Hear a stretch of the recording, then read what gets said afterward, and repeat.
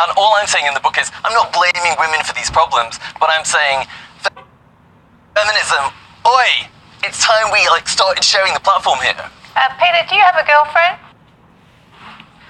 No, I don't. I'm single. Honey.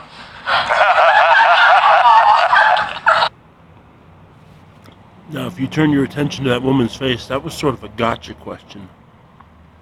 Now, I don't understand why that's a gotcha question. I don't understand why. I understand what she's saying. I understand why that should be a gotcha question. Or why it shouldn't be, but why it is. But notice the faces she's making. She's almost like a, hey, I got you with that question. But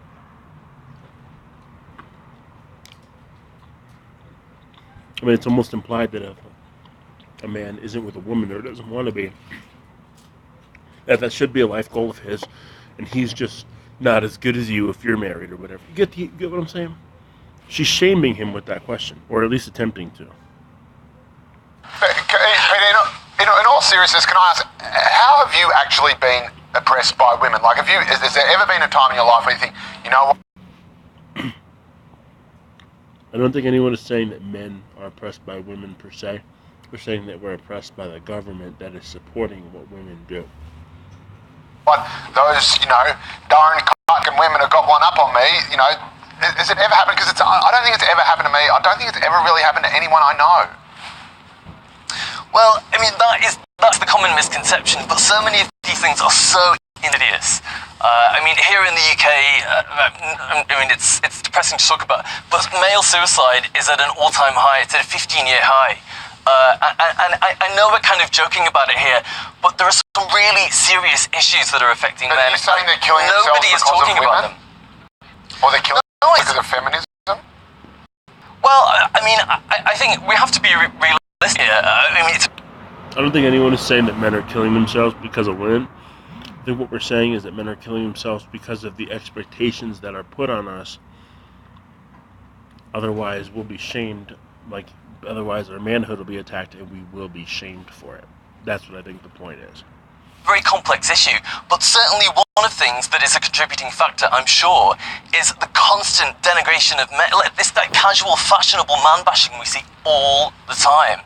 I mean, I can take a joke, but it's relentless, and I think one of the real problems with youth suicide, particularly young men killing themselves, is that it's all taking place in rural and regional areas. They're not exactly hotbeds of university feminism, are they?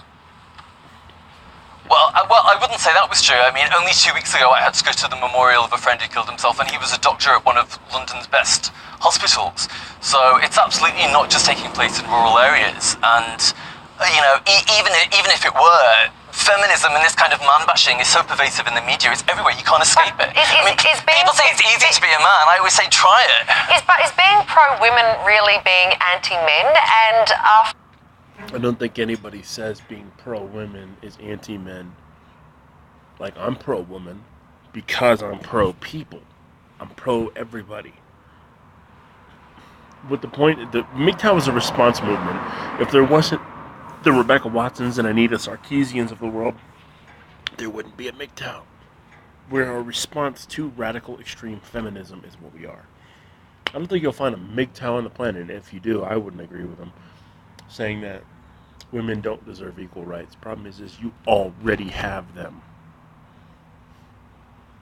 MGTOW is the movement against women that want special rights. You already have equal rights. After so long at the top of the tree, I mean, it's only been really 30, 40 years that women have started to find equal footing. I mean, is it more that you're just kind of getting a bit annoyed that your place at the top of the tree is being challenged? No, crikey, I was never at the top of the tree.